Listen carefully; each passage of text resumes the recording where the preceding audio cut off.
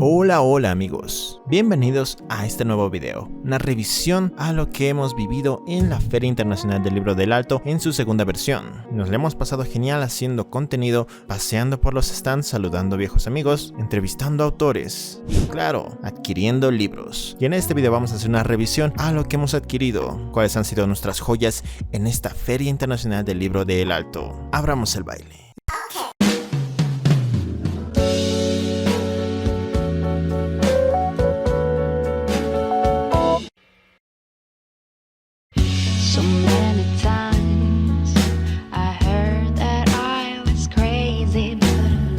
Empezamos con algo pequeño para abrir, el Mapa Mundi Boliviano. De parte de una palabra, este es una recopilación de 10 microcuentos de varios autores bolivianos. Autores tales como Miguel Carpio, Luis Raimundo Quispe Flores, Cuya Reina, Karen Beizaga, Rodrigo Villegas y muchos más. Un pequeño libro que en realidad es más pequeño de lo que imaginaba, pero que es cumplidor. Ya que no se ve mucho del género del microcuento en Bolivia, que uno podría pensar que es más fácil, pero a veces resulta aún más difícil escoger en pocas palabras lo que una historia tiene que decir. Pero cuando se hace bien, es una joya. Si no, pregúntenle a Augusto Monterroso. Mapa Mundi Boliviano. Si se preguntan, el precio es solo 5 pesitos. Un clásico que obtuvimos, Werther, Hermann y Dorothea, de Goethe. Ustedes lo conocen, Johann Wolfgang von Goethe, el gran poeta, dramaturgo y filósofo alemán. El último hombre universal, le decían algunos. Aquel hombre que el mismo Napoleón recibió y al verlo exclamó, voilà un homme, o he ahí un hombre. Si se meten conmigo, se meten con el mejor. Como no, autor de obras inmortales, como Los años de aprendizaje de Wilhelm Meister y el inmortal Fausto. En este libro se recopilan dos de sus obras principales. Primero, Werther, novela muy polémica en su tiempo por su final, que tiene que ver con un autokill, llamemos. Y otra de las obras es dentro de la poesía Hermann y Dorothea, obra escrita en 9 cantos, que lleva a cada uno el nombre de una musa. En esta obra se cuenta la historia de amor de Hermann por la dulce Dorothea y todo lo que lleva a su dramático y emotivo desenlace. Porque es bonito, ¿es eso? Seguimos. Este es un libro muy práctico, diccionario de sinónimos de la lengua española, pero me gusta algo que comenta este libro, y dice, a la lengua española no le gustan las repeticiones inútiles. Para crear estilo al escribir hay que evitar las repeticiones. Por eso un diccionario de sinónimos es tan necesario. Y sí, justamente, diccionarios de sinónimos y antónimos son necesarios en la biblioteca, si es que lo que tú haces es escribir. Y aún si es que no te dedicas a la literatura, a la crítica o a la investigación, siempre tenemos que redactar y poder variar, y más que variar, escoger alternativas a las palabras que nosotros queremos decir, que expresen con más exactitud, con mejor aproximación a la intensidad, al tono que estamos buscando, es ideal. Por eso un diccionario de sinónimos y antónimos es esencial. Yo acá tengo este. Sí, claro, a mí me importa un carajo. Una super cholita en una aventura de domingo deportivo con su amiga trabajadora del hogar. Y esto de la super cholita viene desde hace mucho tiempo. Y me gusta especialmente por su estilo de dibujo, que me recuerda mucho a las obras de Osamu Tezuka, tipo Astro Boy. Aunque dentro de narrativa es más bien como un panfleto, en este caso sobre la ley del trabajo. Esta historia se resume básicamente en que la super cholita visita a su amiga, una empleada del hogar, a la que no le dan un día libre, que por ley deberían dárselo. La supercholita dice, ¿por qué no le dan un día libre? Por ley tienen que dárselo. Y los jefes, bueno, ok, F. Un infaltable dentro de la narrativa gráfica en Bolivia, y el cual hará mucho ruido, estoy seguro, es Animal Fosforescente, una revista de historieta boliviana. En esta versión, centrada en el apocalipsis boliviano. Es que este proyecto, de parte de Andrés Montaño y de la casa editorial número 100, pretende visibilizar más a la narrativa gráfica en Bolivia, dándole más visibilidad, que le viene muy bien.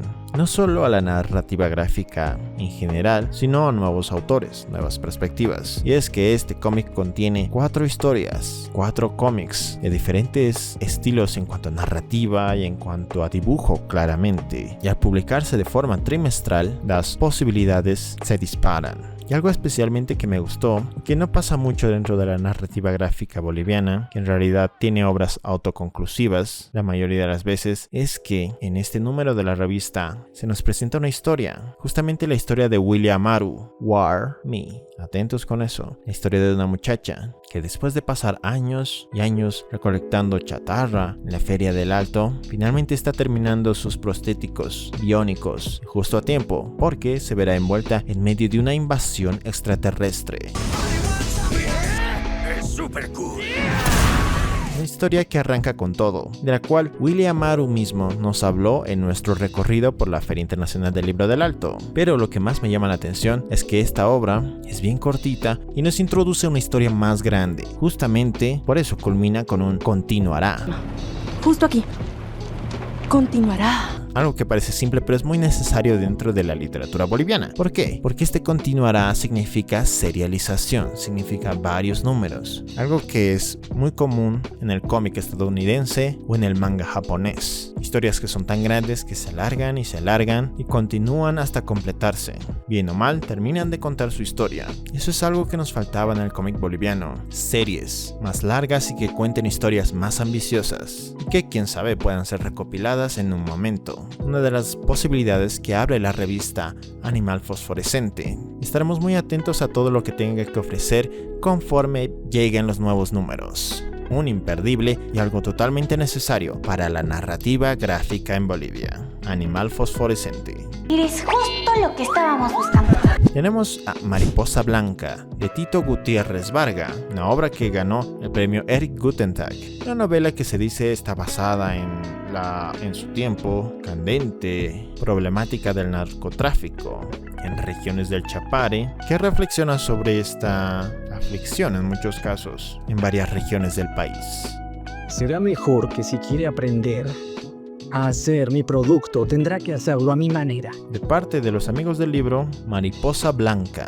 Pero aprovechando que estábamos ahí, los amigos del libro siempre se obtienen obras sobre crítica boliviana y allí conseguimos esto. Escritores bolivianos contemporáneos, de Ricardo Pastor Pope. Y dice contemporáneos, pero en realidad esta obra es de los años 80, ¿no? Así que contemporáneos de los 80. Canción de los 80.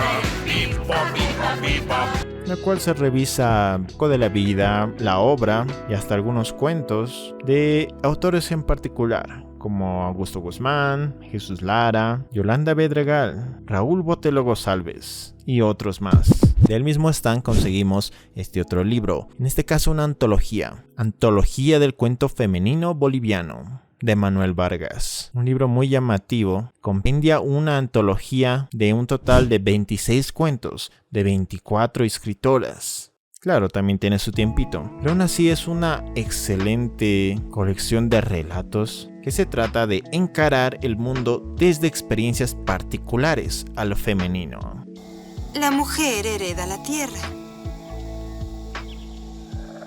Así que hay temas muy variados en este texto, desde experiencias particulares hasta temáticas más universales, como el amor, la soledad y la muerte. Y justamente hay escritoras de todas épocas, desde Adela Zamudio con cuentos como El Vértigo, o Fragmento, María Virginia Estensoro con sus imperdibles cuentos como El Oxiso o El Primer Pecado, hasta llegar a escritoras como Gaby Vallejo, María Soledad Quiroga o Giovanna Rivero. Un excelente compendio, creo, que nos trae estas otras perspectivas de realidades y preocupaciones desde lo femenino. Continuamos con el Diccionario de la Literatura Boliviana, de Adolfo Cáceres Romero, famoso profesor de lengua y literatura. Un diccionario, como tal, que más que una referencia, es un infaltable para quienes estudian literatura, para quienes hablan de literatura, que no solo abarca autores bolivianos, sino instituciones culturales, contiene biografías, cronologías y análisis críticos y estilísticos de muchas obras. Y si quieren aún más sobre autores bolivianos, del mismo Adolfo Cáceres Romero, les recomiendo su colección de Nueva Historia de la Literatura Boliviana, la que ya hemos visto en el canal, y por suerte tenemos.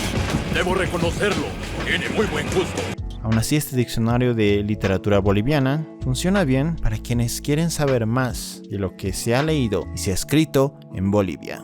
pero esta ha sido una feria del libro del Alto y naturalmente teníamos que pasar por el stand de Luis Raimundo Quispe Flores, autor de, para empezar, La X, un libro semi-autobiográfico que él mismo nos recomienda es el ideal para empezar a leer su obra, porque es más sencillo, más, si se quiere, próximo al lector y hasta enternecedor. Tiene una escritura clara y directa, pero que no carece de profundidad, especialmente cuando se trata de la crítica social, de eventos clave vividos en la ciudad del Alto. Con eso en mente tenemos también Ciudad Apacheta, un libro que ya tiene que ver con la crónica de experiencias y especialmente observaciones del autor de la ciudad del Alto, ideal para quienes quieren conocer más del Alto, esta ciudad joven, llena de gente rebelde, trabajadora y en muchos casos sacrificada. Y algo increíble del autor es que él es un panadero y suele, junto con sus libros, regalar algo de pan a quienes compran sus obras. En ese caso nos ha regalado una buena cantidad de pan al comprar estos 2 libros y un agradecimiento de que pudimos llevar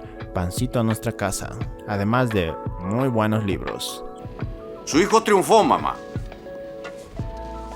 Soy un éxito.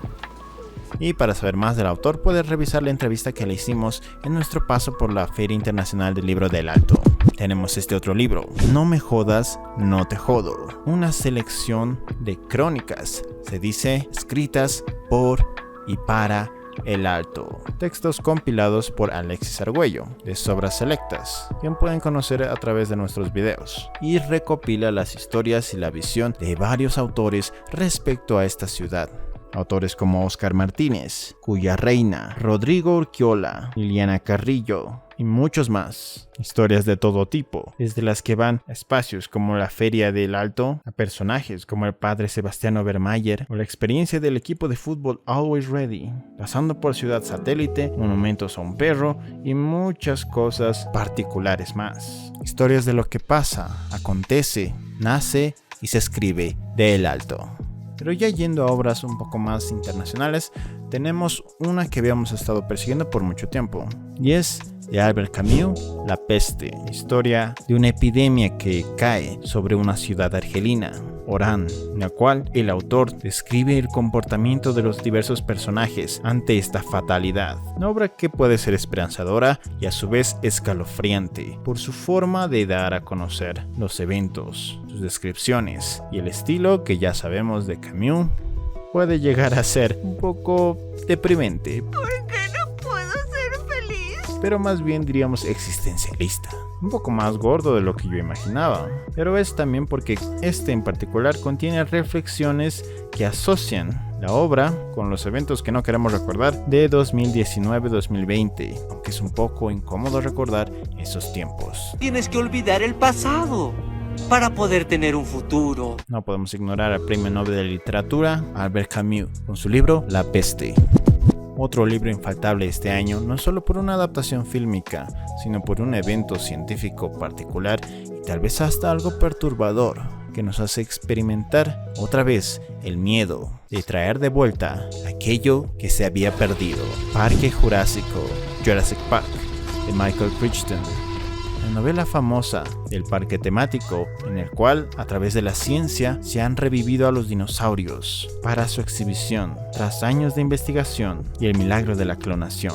Pero a su vez se traen no solo los sueños a la vida, sino también importantes cuestionamientos científicos, claro, y también morales, de si la desmedida ambición comercial o del avance científico puede conducir al mundo al desastre. Una obra de ciencia ficción, podríamos decir, o de fantasía científica, que tiene una, ustedes saben, excelente adaptación fílmica de parte de Steven Spielberg, pero que en la novela tiene diferencias cruciales y que diríamos se enfoca más en estos aspectos científicos y de las barreras que tal vez no se deben cruzar al traer a estos gigantes jurásicos de vuelta a la vida. Parque Jurásico de Michael Crichton.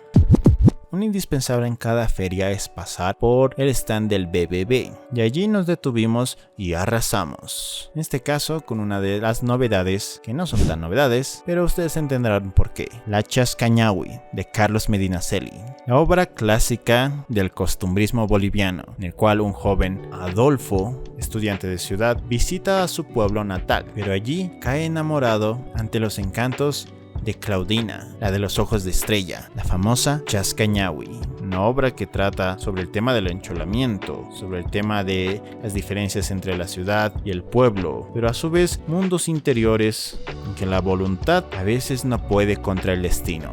Una de las 15 novelas fundamentales de Bolivia y obra primordial del autor, crítico literario e infaltable autor Carlos Medinaceli. ¿Por qué deberías conseguir esta versión de la BBB de la Chascañahui? Esta versión vale la pena no solo porque está completa, sino porque contiene algo que ninguna otra versión contiene. Eso es algo clave dentro de las obras del BBB y es su estudio introductorio. En este caso, tienes una presentación y un estudio introductorio de parte de Ramiro Huanca Soto, licenciado de la carrera de literatura, alguien con quien yo he pasado clases, y créanme que es alguien que sabe mucho de lo que está hablando. Y no puedo pensar en una persona mejor para escribir sobre la Chascañahui en un estudio introductorio. Quien no esté de acuerdo puede desafiarme ahora. De casi 50 páginas, así que ahí tienen un libro dentro del libro hablando sobre la obra. No es solo algo que nos ayuda a entenderla, sino algo que nos ayuda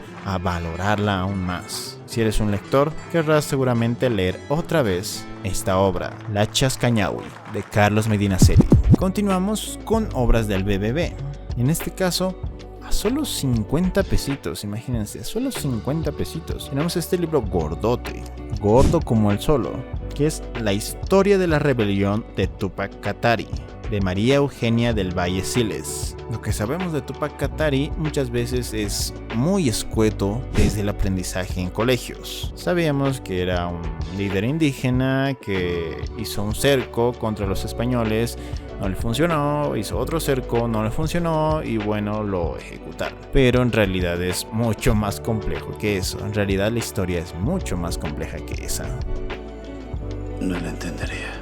Y es así que este libro es una colección, se dice, que explora todas estas dimensiones complejas de la historia. Es más bien un estudio cronológico, lineal, que no se va más por lo narrativo. Es más bien una observación objetiva de todos los episodios de esta sublevación. Con este libro, prepárate a saber la verdadera historia de la rebelión de Túpac Katari. Querías una revolución, chico. Aquí la tienes. De parte del BBB tenemos una obra que es infaltable, la obra reunida de René Bascopé Spiasso.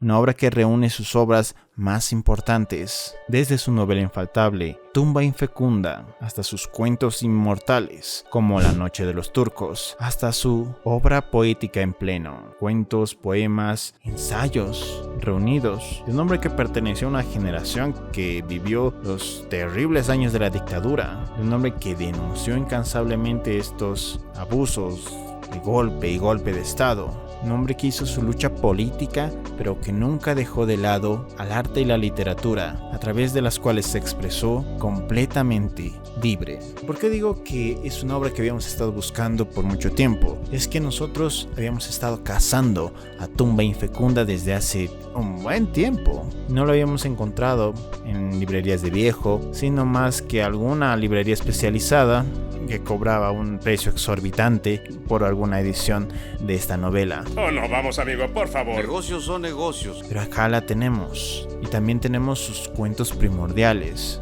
Tenemos aquí la lectura de Noche de los Turcos en el canal. Y ahora con este libro vamos a tener más lecturas de este autor. Tenemos la revisión de su vida y obra en un video que hemos hecho. Y también tenemos su obra poética y sus ensayos críticos. Y algo que no se tiene de muchos autores, pero que se agradece en sobremanera en este caso, es que también hay anexos. Muchos documentos, fotos y hasta una caricatura hecha por el pintor Ricardo Pérez Alcalá.